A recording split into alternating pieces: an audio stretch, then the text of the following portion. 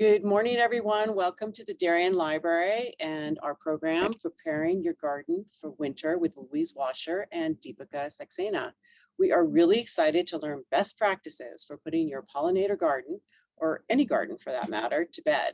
Spoiler alert, it means less work for all of us gardeners and habitat for pollinators.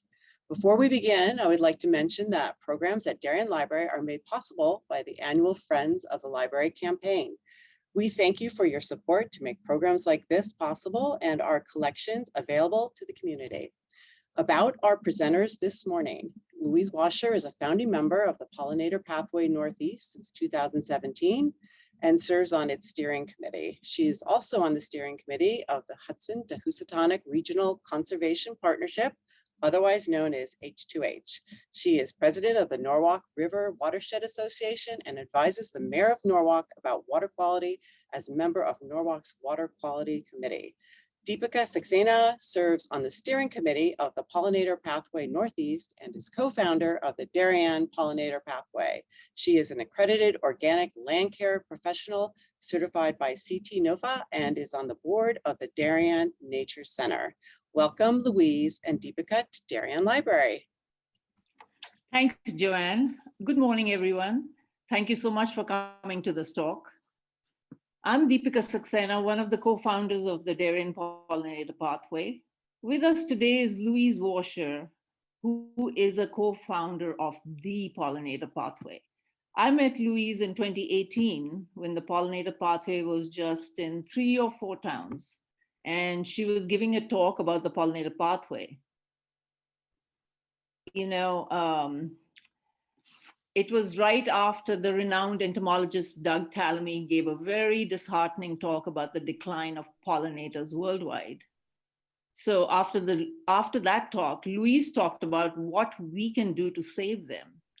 And Louise's message was, if we act together, we can save the pollinators and ourselves. If we work together to create a continuous habitat for pollinators. And since then, Juliet Kane, myself, and several others in Darien, including Joanne from the Darien Library, who is on this call, have been learning and spreading the word in Darien. In the interest of time, we won't talk too much about the Pollinator Pathway now, but there have been several talks about it already, 2 of them hosted at the library. And you can find those on the library YouTube channel. We've put some links out here, and if you don't get them, don't worry, we will send those to you so that you can find those, just to get a background on the Pollinator Pathway. So while our focus has always been to ask people to plant more native plants, not to use pesticides, herbicides, fungicides, and other chemicals, including chemical fertilizers, we've also realized the importance of natural gardening. And you can call it rewilding or lazy gardening. What it means is do less, because in this case, less is more. Louise will give you more information and show you why that's important. But what we are advocating, based on all the research that's been done by pollinator and other wildlife experts, and now mainstream media is also advocating this, that we need to provide continuous habitat in our gardens through all the seasons. This means that in addition to what has already been mentioned, we are advising people don't mow so much, mow less frequently, and leave the grass at least 3 or 4 inches tall. And in the fall, leave the leaves on the ground along with other brown debris. In the winter, don't feel you have to tidy up all the flower beds. Leave them be, et cetera, et cetera. And Louise will, give you more on that. As Joanne mentioned, Louise serves on the steering committee of the Pollinator Pathway Northeast. She helped create that in 2017 in Wilton, Connecticut. And Darien, we joined this in 2018. And she serves on all these important boards. She's really, she's the kind of person that every time you meet her, she, you learn something new.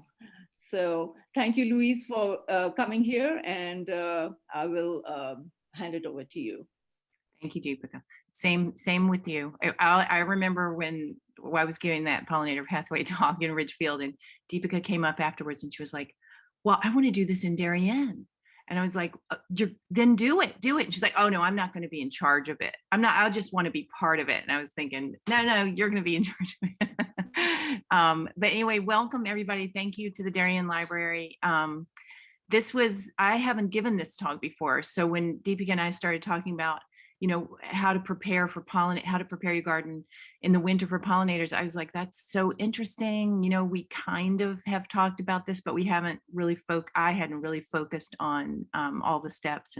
And so I did a little research for this and really got into it. One of the things I did is, there's so much in the news now about the declines in pollinator populations. And this article from last week that was in the Guardian, it was just, I pulled a couple things from it for this talk, but I loved the start of it. Gardening isn't about plants, it's about everything else: the soil, the insects, the birds, mammals, reptiles, and how you sit in this world. The plants are the final flourish, the gift of reciprocity from all the others. And I read that and I was thinking about, how getting this talk together. And I went outside my front door. I have one flower that's really still blooming right in front of my house, this Joe Pye weed. And these 2 bumblebees were on it. And I thought, that is right. The joy comes from bringing these creatures to your yard. So just to recap, if anybody who's joined us is not familiar with the ideas around the pollinator pathway, it's just to plant native plants that our native pollinators need to survive, to avoid pesticides, and then to rethink your lawn. And we're kind of going to talk about the winter version of all of those things. And I guess the idea is, the main point of this talk is, once we've done all this work to bring more bumblebees, monarchs, moths, different pollinators to our yard, we want to make sure, the same way we don't want to draw them with native plants and then use pesticides, which would create like an ecological trap. Once we have them in our yards, we have a responsibility to make sure that the yard is safe for them. And that goes for the winter as well. We need to make sure there's a place for them to overwinter. And most of us don't know what happens to the pollinators in the winter. I certainly didn't before I started working on this pollinator pathway project.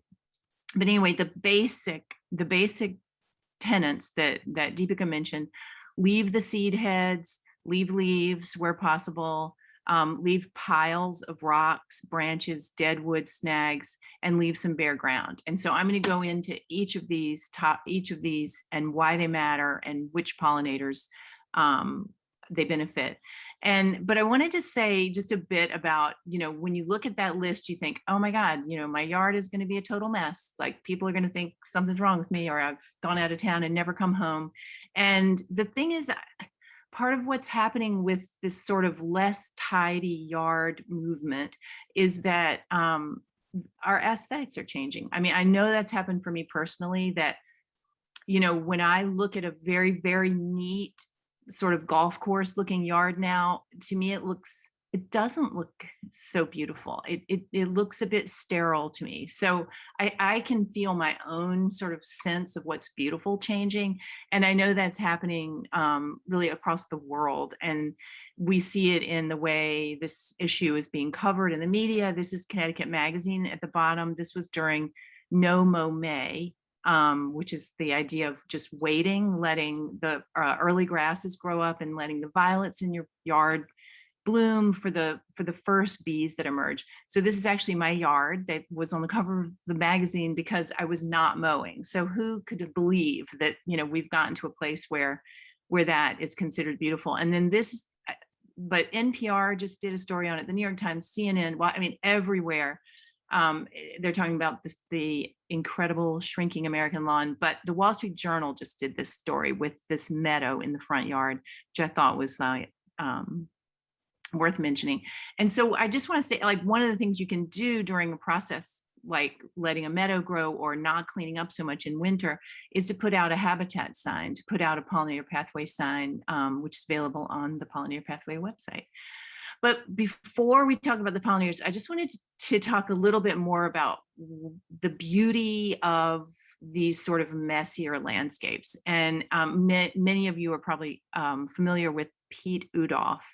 And he is the guy that designed the High Line and Battery Park gardens in New York, and uses a lot of our native perennials, prairie wildflowers in his designs. Even in Europe, he's taken like our native sort of Midwestern prairie flowers over and designing with them in Europe. But he has this film, The 5 Seasons, The Gardens of Pete Udoff, and it takes you through the seasons and then back again to winter, because really one of the points of that film is that leaving these meadows through the seasons, not cutting them back, not quote unquote cleaning them up, you get a new season of beauty. You get like you're painting with a new palette. And when you look at these gorgeous pictures, the one on the opening page was also from him. I just find this to be so beautiful. The other reason to leave those seed heads and to not cut back the stalks is for the birds. So before we get to the pollinators, I wanted to talk about the birds. Those seed heads are obviously, food through the winter season for birds. And you can take it a step further. I came across, when I was working on this, an article from American Gardener from 2018, December 2018, about how to plant for overwintering seed heads for birds. So I just put up this plant list. It's probably a bit hard to see, but it is available online from that American Gardener article. But the things, so you can even purposefully sort of be creating this future beautiful winterscape by thinking about planting asters, purple cone flowers, tickseed, penstemon, the grasses that have these beautiful seed heads that last into the winter. And then there's also, of course, berries, bayberries, chokeberries, winterberry, that also help the birds. And then, so for me, one of the discoveries, I guess probably about 3 years ago, I started not cutting back the perennials in my yard over winter and, leaving the seed heads. And then I started realizing, oh, wait, like I should be collecting some of these seeds. And so the first thing I started paying attention to was partridge pea, which I had made, I'd taken up a part of my lawn and put in a little meadow. And this was one of the annuals that came in that seed mix, native annuals that came in the seed mix.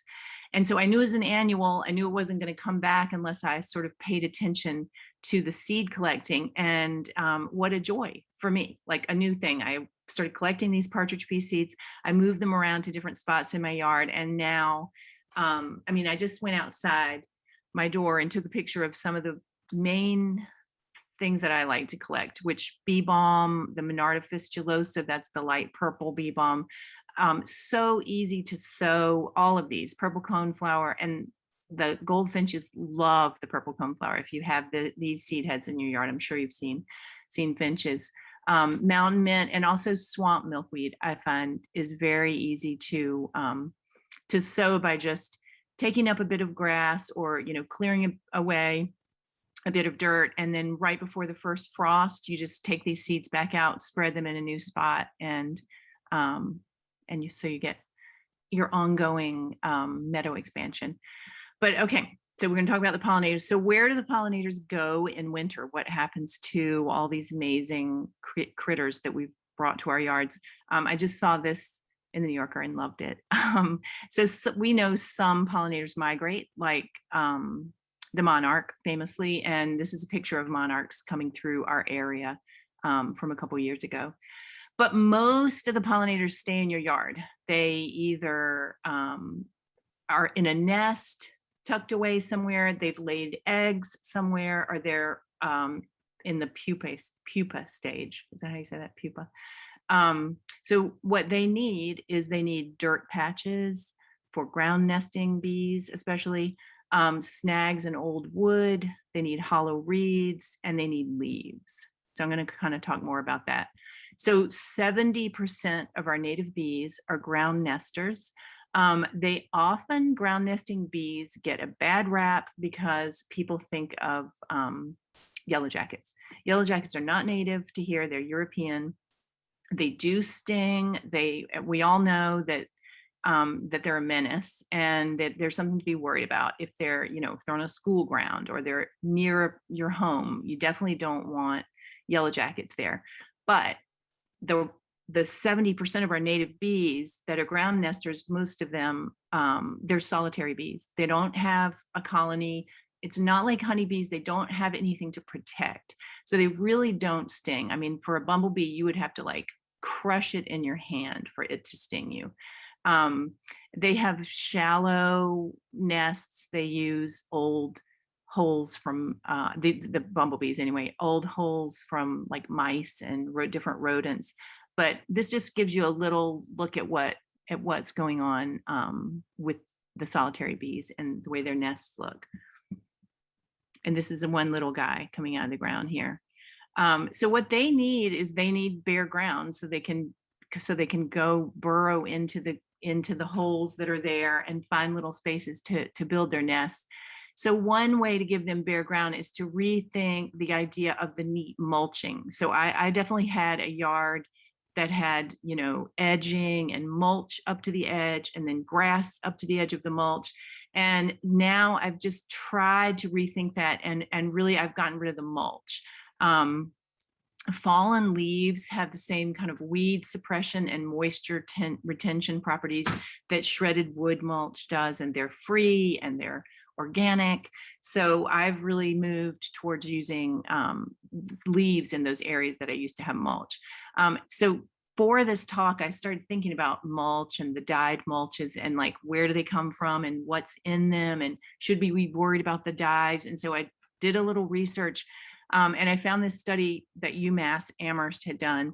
And it turns out the dyes are not a problem. They're, for the most part, organic and break down. But the problem with dyed mulch that you buy is where the wood comes from.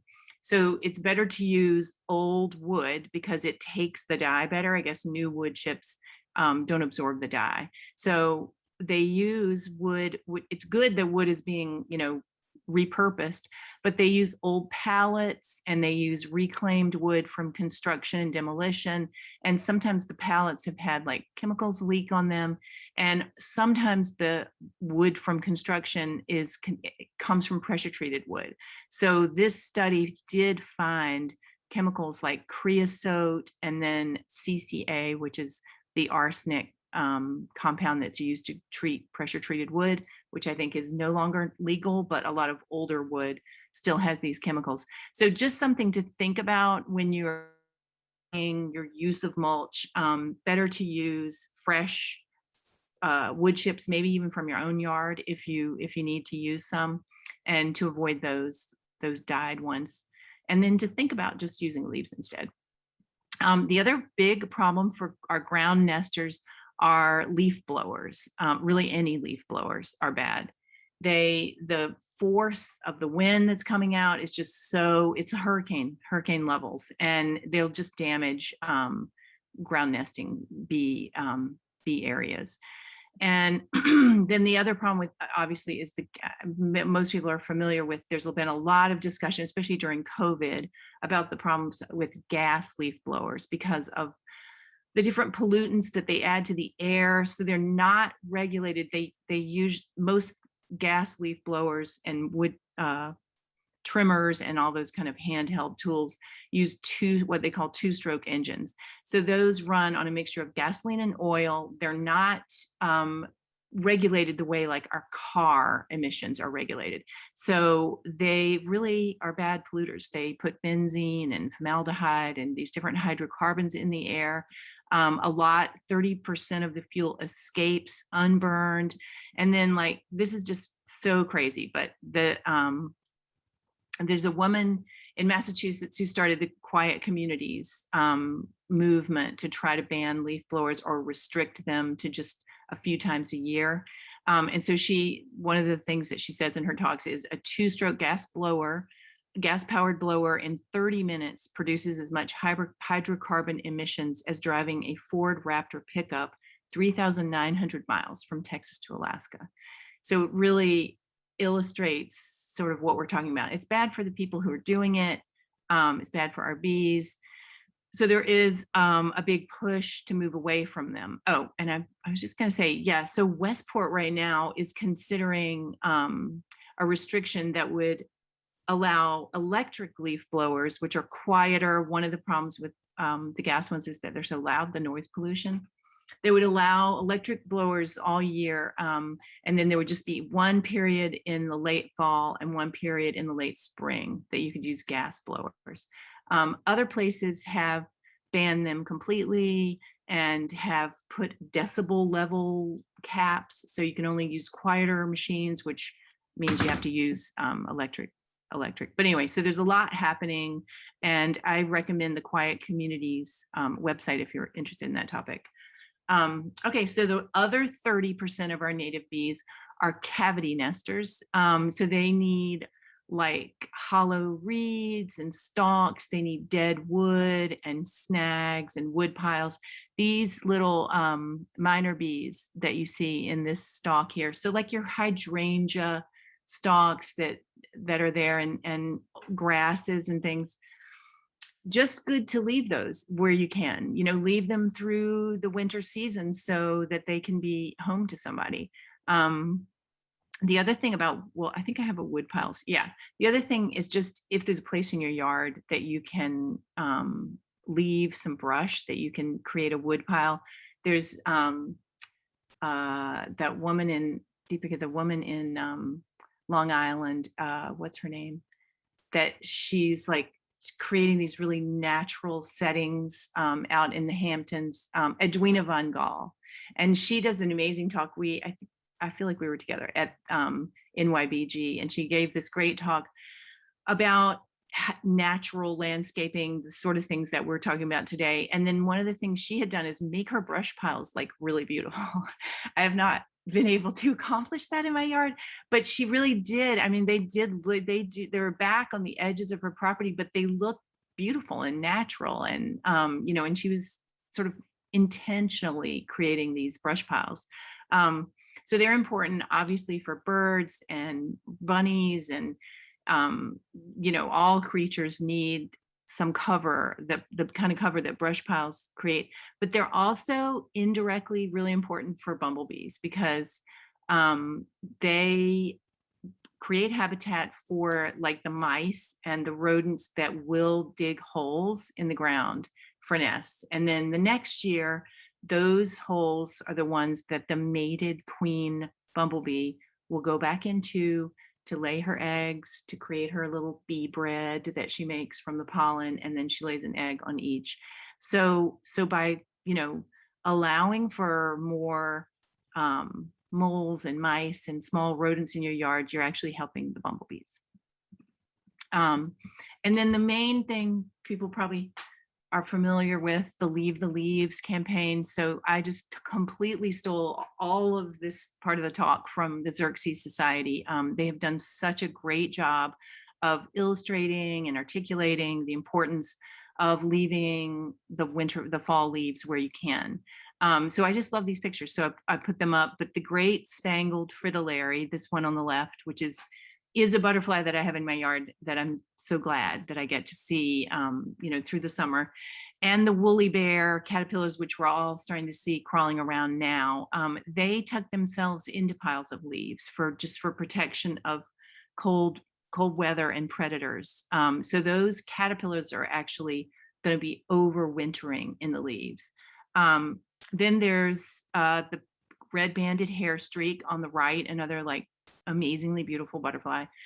They actually lay their eggs at the end of the season on fallen oak leaves, and then when the caterpillars emerge in the late spring, I'm not sure if it's late spring or early spring, that first food they'll eat are those leaves.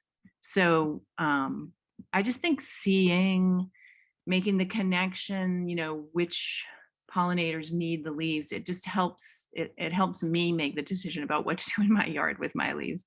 The Luna moth and swallowtail butterflies, they disguise themselves in cocoons over the winter, like this one on the left. Their chrysalises look like dried leaves, and they're delicate. So again, if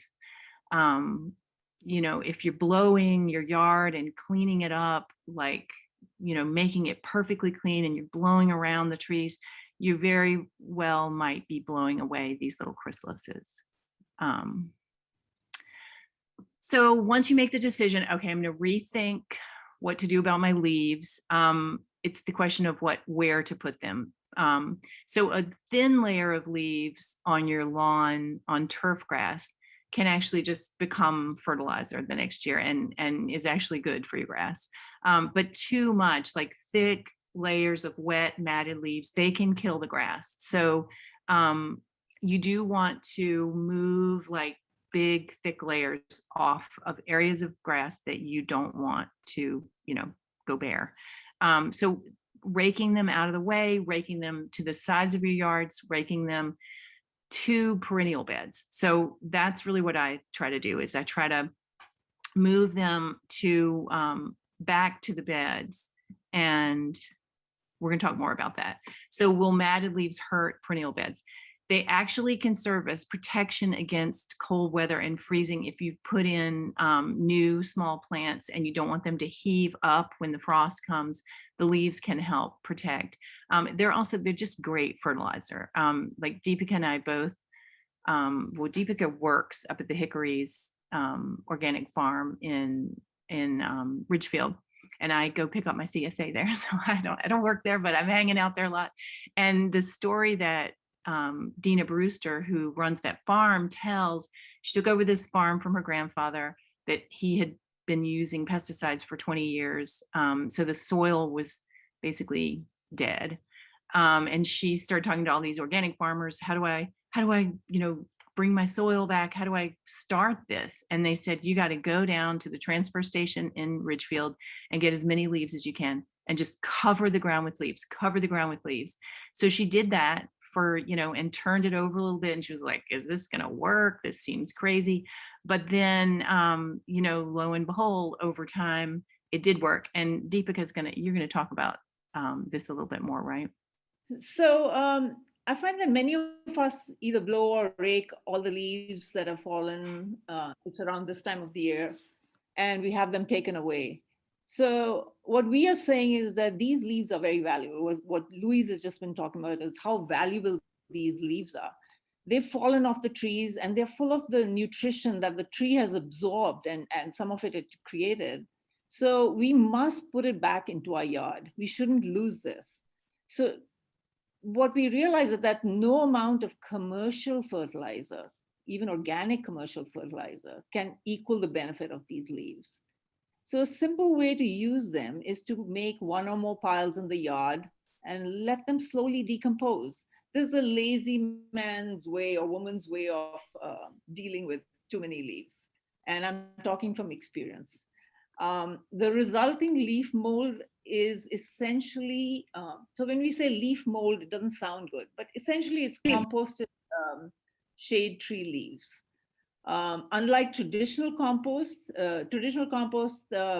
goes through a heat generating, bacterially driven process. Leaf mold is produced through a cooler and much slower fungal driven process. So it's fungus that's driving it. The resulting decomposed material is so good. It's such an excellent additive to soil. It can be mixed into the soil when you're planting, or it can be used as surface mulch in any area. And if you're worried that the leaves will blow around if you make piles, so the drawing on the lower drawing is my yard, where I just pile them up in some place that I don't think they'll blow around. But if you feel that they're going to blow around, you can actually make the simple construction with a wire netting so that they don't blow around. And then you just leave them there for 6 months or a year. The next year, you can use the leaves from the previous year, and you can spread them around, just as Louise was saying. And it'll really be helpful for your garden. So to have beautiful springtime blooms, use the leaves in your garden and avoid pesticides at all times. You'll find that you don't need any organic fertilizer and any other additives because your soil will be so rich using these. If you feel that you still need something, have your soil tested before adding anything. That'll tell you whether you need something. And I'll take that quote that Louise gave at the beginning, and I'll take it a step further and say that gardening is really it is really all about the soil. Keeping your soil healthy, and your garden will be beautiful. Cool. Does that explain it, Louise? Yeah, that's good. So the other thing, so when I started leaving the leaves, I was like, okay, I'm going to leave the leaves. And I was really thinking more about them as fertilizer. I wasn't thinking so much about the pollinators. And I got a mulch mower and I was mowing under my big red oak that I have that hangs over my lawn. And then I realized I saw this, I think probably on Xerxes, to shred or not to shred. And then realized like shredded leaves, first of all, they don't provide the same cover. So bumblebees, the mated queen bumblebee is the one that makes it through the winter. She actually doesn't go down in the hole until she's ready to lay her eggs. She's just tucked under some leaves somewhere, or like in a stone wall. She finds like a little place. So the idea that the leaves are cover, it's like literally they are covering these vulnerable eggs and things. And then some, as we know, which one was it? I've forgotten which one that lays their the hair streak, is laying their eggs right on the oak leaf. So I realized, oh my God, if I'm mulch mowing them, like it's defeating the purpose. So I do end up mowing, some leaves, because if I mow my lawn one more time, after raking, there's going to be leaves there. But for the most part, you're sort of defeating the purpose if you shred everything. So it's better to wait. And then the other way to deal with the importance of these leaves that have fallen under, especially the keystone trees. There's a new idea from Heather Holmes. So Deepika and I are going to talk about this, the soft landing idea. But first I want to talk about keystone trees. So if you guys have read Doug Ptolemy, I know Joanne is going to send out some links, some important links after this talk, and one of them is going to be to Doug Ptolemy's to work and to some of his books. He is a professor at the University of Delaware, and he's sort of like the godfather of this movement to recognize the importance and to reap the benefits from making your own yard, habitat for wildlife. So he identified the keystone trees. He did all this research, he and his grad students, and they found that of all the native plants, 14% of the native plants that we know, are supportive to wildlife are actually responsible for supporting 90% of Lepidoptera. So that's moths and butterflies. So if you think about that, if you want to support moths and butterflies, often trees are the larval hosts. They need trees to lay their eggs on, to, for the caterpillars to eat the leaves. Trees are just hugely important to moths and butterflies survival.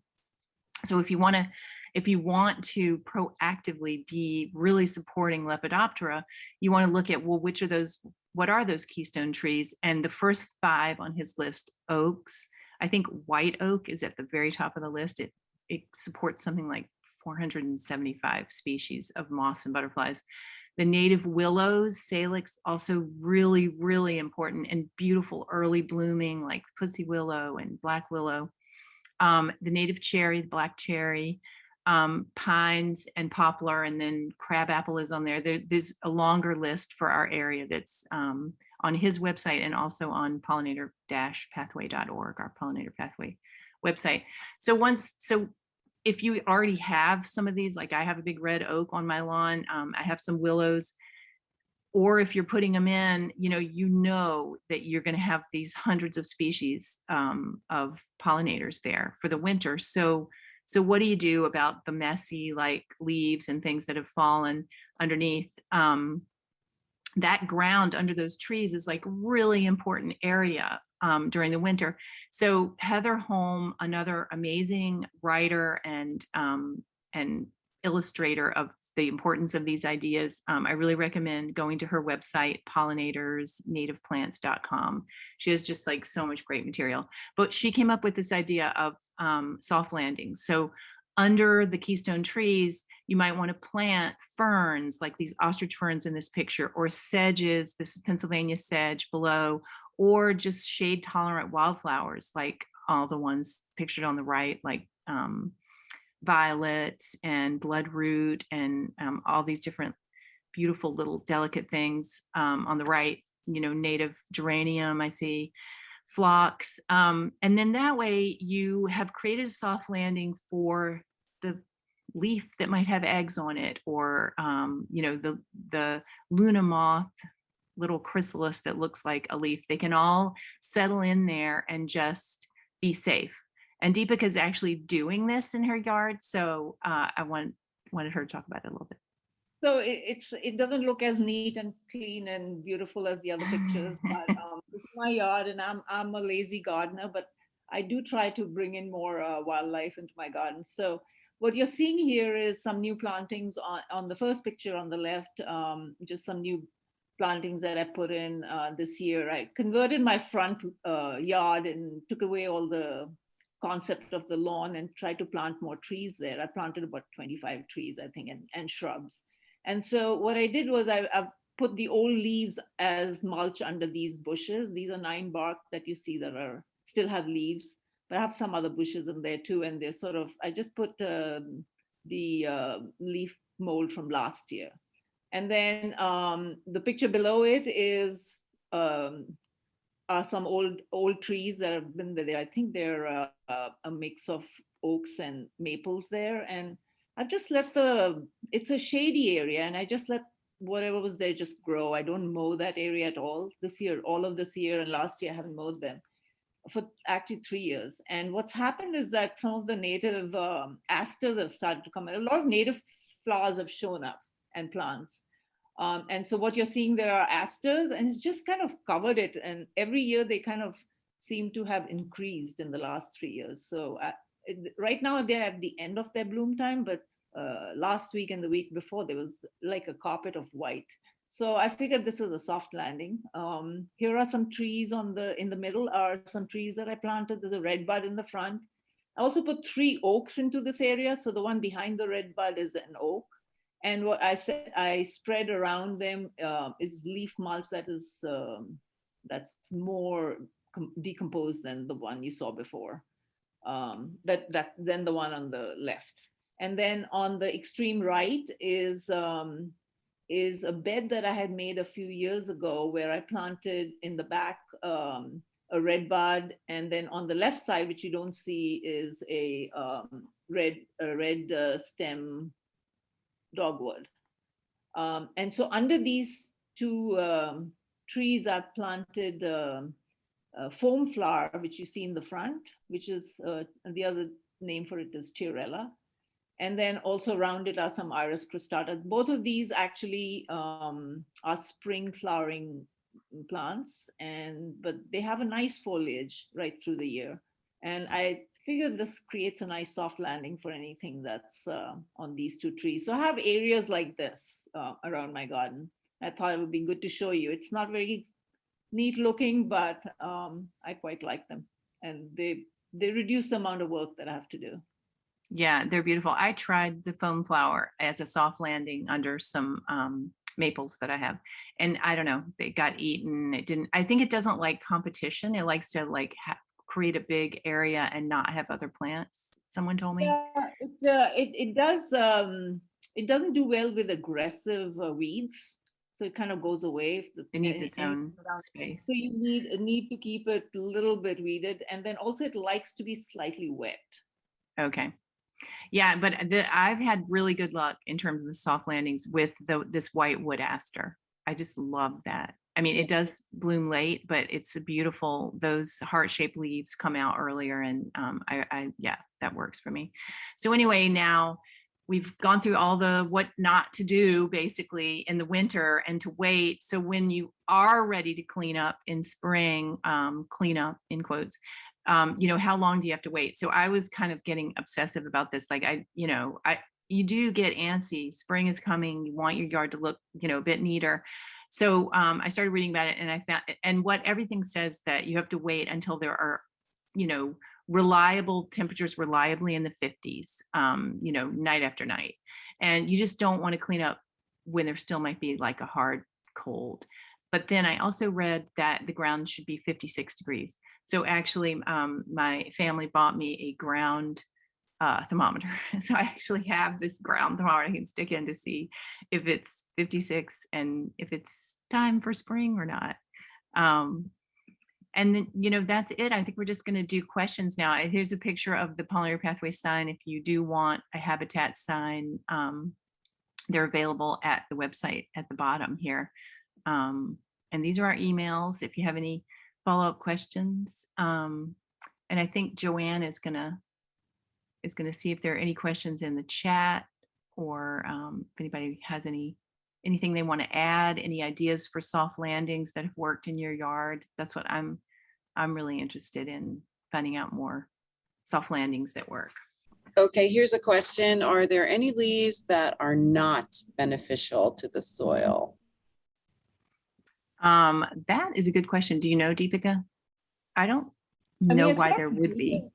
As far as native trees go, I believe there isn't, that they're all okay. I don't know about the invasive ones. I'm not But so I don't sure. think the leaf matter would Yeah. be different. Like I have Japanese maples in my yard, which I know are not native and are basically invasive, but are really beautiful.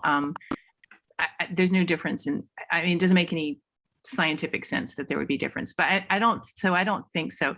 So I think what you have to worry about is if there are berries, like if you have, porcelain berry or any of the invasive plants, barberry, you don't want those berries going into the ground with the leaves, any seeds of those. But I think just the leaf matter is all organic and all okay. Someone is asking about raspberry bushes and should they cut them back in the fall? So this is where I am such a pollinator person, and Deepika might know the answer to that better. I think that most of the berry bushes, blueberries, raspberries, you should cut them back if you're looking for more berries the next year. If it's for the birds, I don't think it matters. But if it's for yourself, I think you should cut them back before they go into bud, before they start to bud. So fall is a good time when they've stopped, they've gone dormant, and before the buds have come out in the spring. So yeah, I was going to say, if there's certain plants that have times of the year that they need to be pruned, like you want to do your hydrangeas right after they bloom, absolutely, you would prune them according to what is right for that plant. And I mean, if you do prune your hydrangeas right after they bloom, you're creating little habitat for the cavity nesting bees.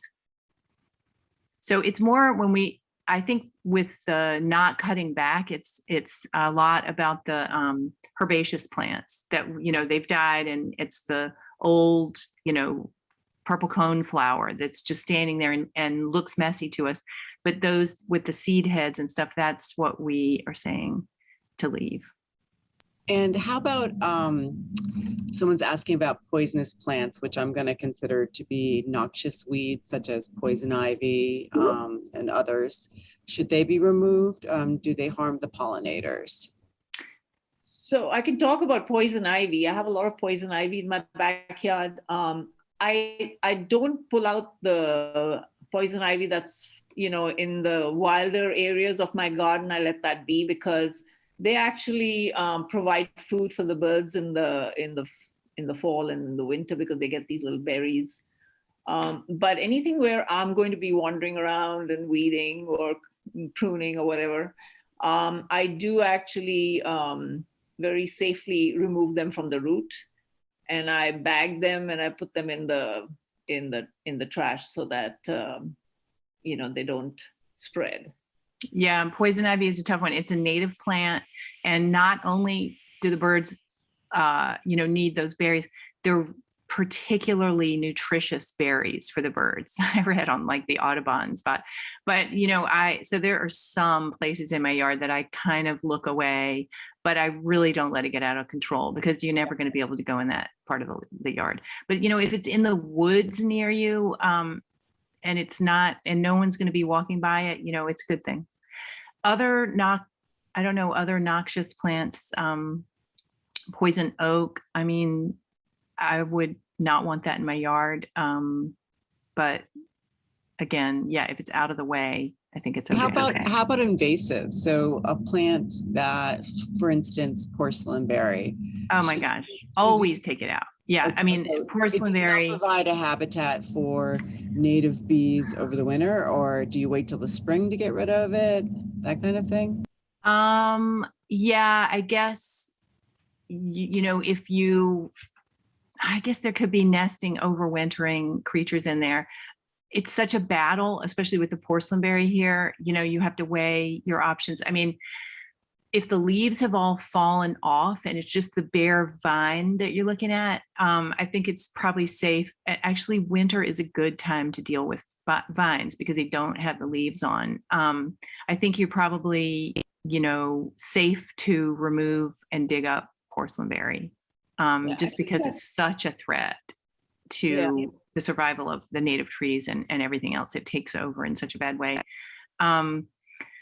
You know, maybe you don't want to dig up a lot of, I mean, maybe you don't want to do a lot of like really invasive removal when there could be bumblebees tucked under. Yeah, I mean, that's like a personal decision.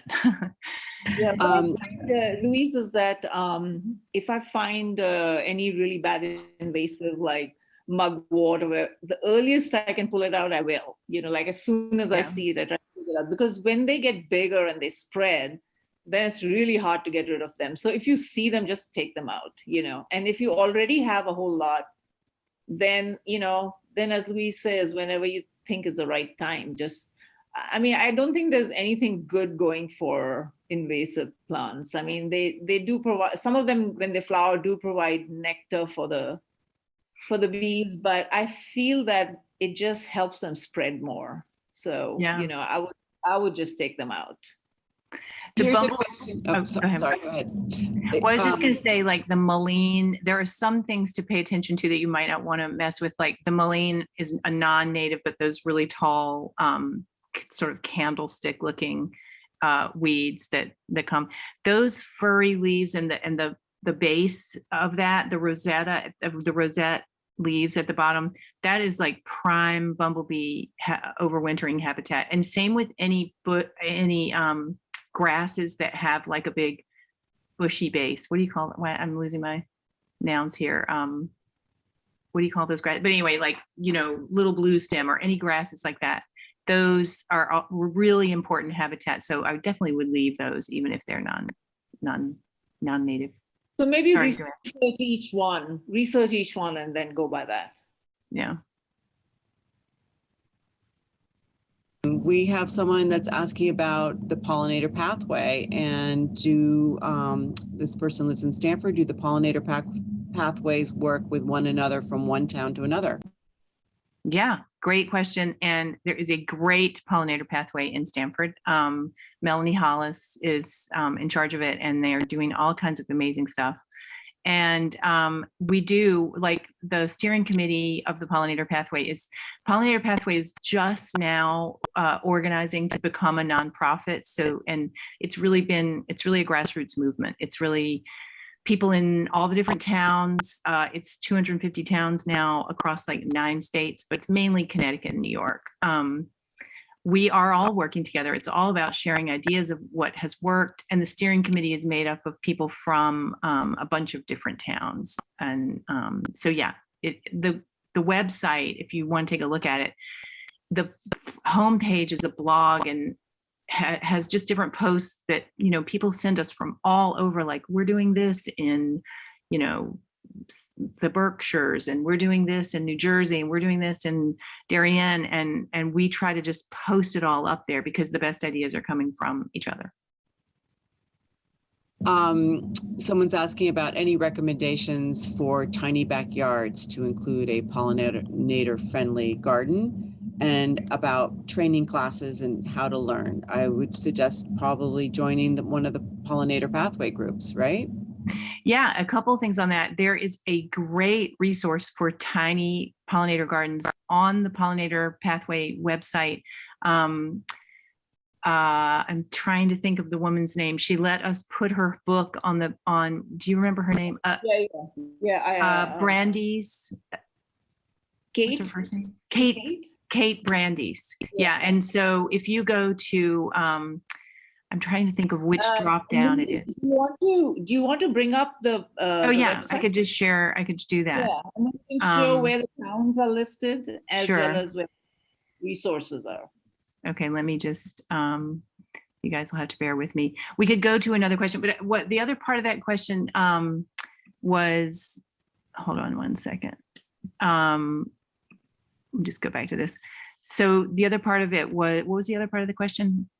Oh, how to have your yard looked at. So in our area, I don't know, Deepika, if you do this, we have a couple of garden club members that will actually do home visits and like a one-time assessment of, you know, is it sunny? Is it shady? Here's a list of what would work. There's also good planting lists. Here in Darien, Juliet and I, if you send us a message at this email address listed under my name, darien@pollinator-pathway.org, just send us a message. We'll go back and forth and make an appointment, and we can come visit you and give you some ideas. Both Juliet and I are accredited organic land care people from CT NOFA. And so we can give you some ideas on what you can put, and we can point you in the right direction for plant list for that specific area.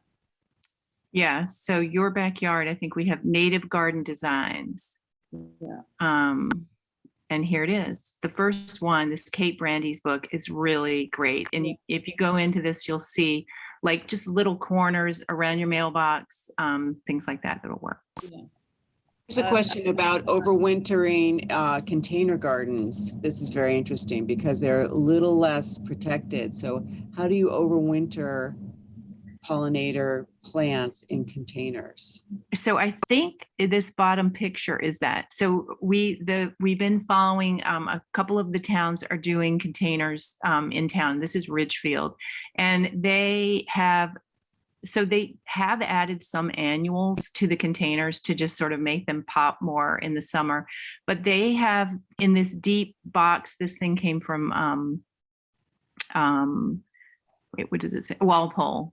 And it's deep enough that the perennials have come back. So in the winter, I know what they've done is they've put in some, like, they've put pine branches. And I think that she even said she put in, boxes have succession, plus a small red cedar tree and Christmas fern in winter. But I think she does that. And then the perennials are coming back, some of them. You can also put leaves on them, you know, put some of your leaves on in there, you know, as they die back a little, just like, so it's covered, the soil is a little bit protected from the frost. And Christmas fern is a good idea. Yeah, and there's lots of container plant info here, also on that same page in the website. How about seed sharing? I know that actually the Darien Library during the summer months has a seed library, and I'm sure other libraries and other organizations has that too. Any comments? Yeah, I know Norwalk also has a seed sharing. I think it's the greatest thing ever. I'm just getting so into collecting seeds and trading them with people. It's new for me, but you know, what a fun thing. I don't have anything else to say, but yes, do it. Yeah, we do this informally a lot, but I think it's nice to formalize it. And Darien, we should promote the one at the library more. Actually, it's not something the Pollinator Pathway has done. It's kind of a good idea to do something regionally here in Southwest Connecticut. It's a great idea, actually. Thank you, whoever asked that question. Yeah. One of the poisonous plants that one of our patrons is asking about is the one that looks like Queen Anne's lace. So that's probably the hog. Oh, that thing, yeah. And that I would probably stay quite far away from. It's quite noxious and actually dangerous. Is that right? But it's not in this area particularly. Yeah, I haven't heard of there being a big problem with that, though I know it is a scary plant. And I don't know the answer of what, if you suspect that that's in your yard, I think you would call DEEP or you could call the Agricultural Experiment Station in New Haven. That's what I would do. If you suspect that you have that, and ask them, they'll have specialists there. The other thing that I think I meant to well, I don't know, I usually try to mention because I'm like so excited about it now, but iNaturalist, the app iNaturalist that you can put on your phone, and it'll help you identify if you see a bee or a butterfly or a plant or anything, you're not sure what it is, take a picture, and two scientists will verify and identify it for you. But they also now have Seek, and it's another app that it's called Seek, SEEK, and it's by iNaturalist. And if you download that and you have it on your phone, if you suspect you have something like that, whatever that poisonous plant, the hog, yeah, what is it called? It's escaping me right now. If you suspect you have that, if you point your Seek, open Seek, and open the camera and go around the plant, it really is very, very good at identifying. And so it could maybe let you know that that it is that plant, or that it's not that plant. Because there are other plants that look like that, like Angelica, which is also poison, like you don't want your dog to eat it, but it's a beautiful wetland plant that as long as no one's eating it, you don't have to worry about it. So I always say, like, it's really important to identify the plants in your yard so you know what you're dealing with, and then make a decision. Someone's asking about how to identify good bugs from bad ones.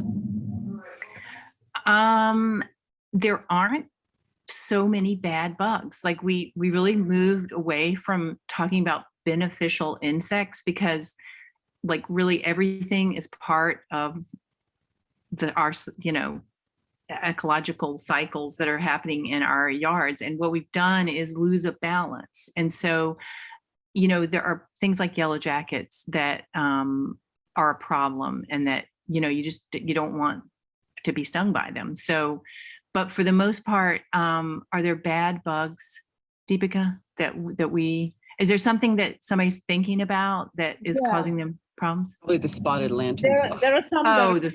Invasive. Yeah. Like I think that's what they meant.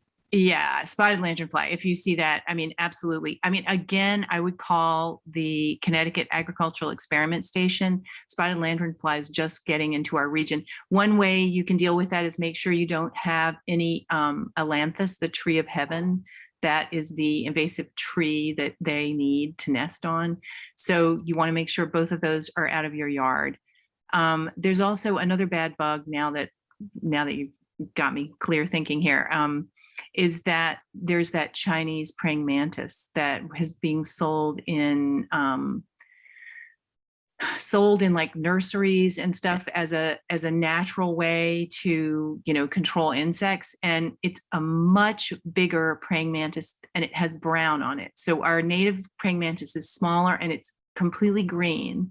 So if you have these giant praying mantises that are brown, they are a problem. The European earthworm. Huge European earthworms are a problem. They're the jumping worms. Jumping worms are a huge problem. And then there's the emerald ash borer. All of those invasive insects are huge problems. And if you identify them in your yard, you should, I think, get advice from the ag station about how to treat them and what to do about them. Mm.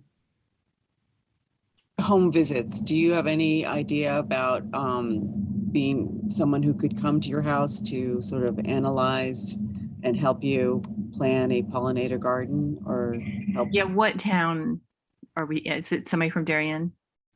I don't know that. Maybe Stanford? Because you know what, you could just why don't you just Stanford. Oh yeah. Okay. So why don't you email me at info@norwalkriver.org. Louise, and I'll connect you to the guys in Stanford that are doing that.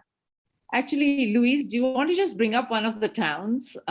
Maybe bring up Stanford, and they may actually have a contact listed there. And so if somebody's from a different town and want to contact somebody, they could go directly.